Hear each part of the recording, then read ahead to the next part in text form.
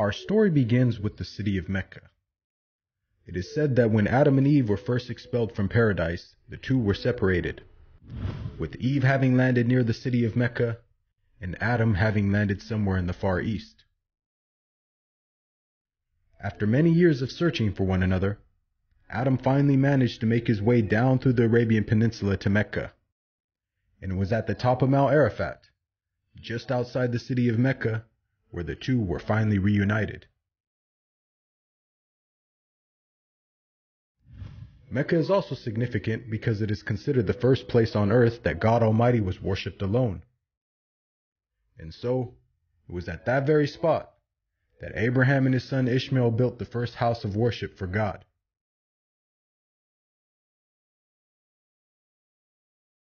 In honor of this, God Almighty had built in the heavens a similar structure for the angels. And it is said that every day, 70,000 angels come to that building to perform their prayers, and then leave, intending never to return again.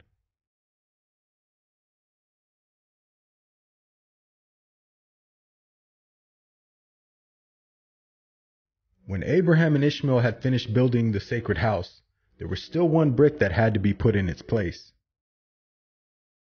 And so, Abraham sent his son Ishmael off to find a unique stone that he could put there. But God Almighty destined that the final stone that was to be laid would not be from the material of this world, but instead a stone directly from the heart of paradise. The angel Gabriel then brought the stone down to Abraham, who proceeded to put it in its proper place.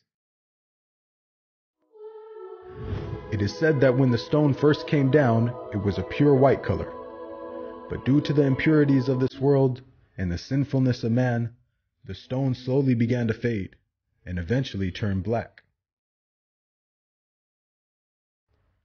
As time passed, the city began to develop, with the people of Mecca remaining upon pure monotheism, worshiping one God alone.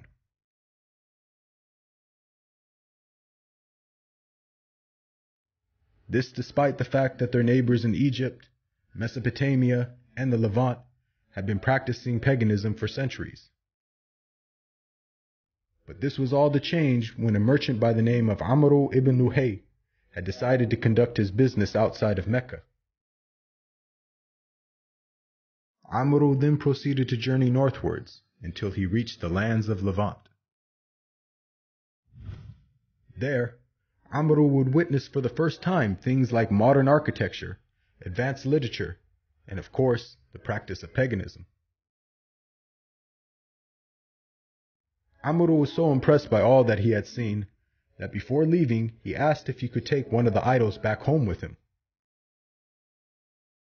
The people agreed, and so Amr took the idol and placed it along with the other goods and merchandise in his caravan.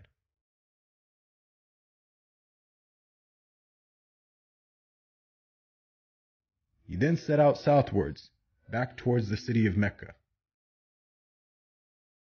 When Amr arrived back home, he immediately took the idol and placed it right in front of the sacred house.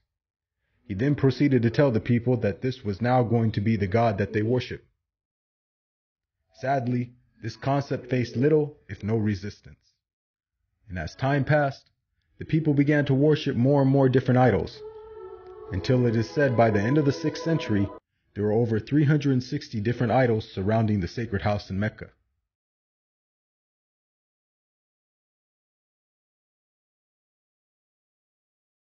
As the years passed and paganism became more prominent throughout the world, the people who still practiced monotheism knew that the coming of a new prophet was close at hand. And so, either through deductive reasoning or through interpretation of their holy text, many had concluded that the Arabian Peninsula was the most probable place God would send his new prophet. For at the time, the Roman Empire and the Persian Empire had extremely repressive governments and were hostile towards any type of rebellion, be it ideologically or politically. While the Arabian Peninsula, on the other hand, though also deeply mired in paganism, was a land ruled by tribal law and never had a real central government. As time went by, It appears that more and more people began to move down to the Arabian Peninsula to await the coming of the next prophet. And so, in the very land in which man first worshipped his Creator, and where Abraham built the first house of worship for God alone, it was there where God had destined his last and final messenger would emerge.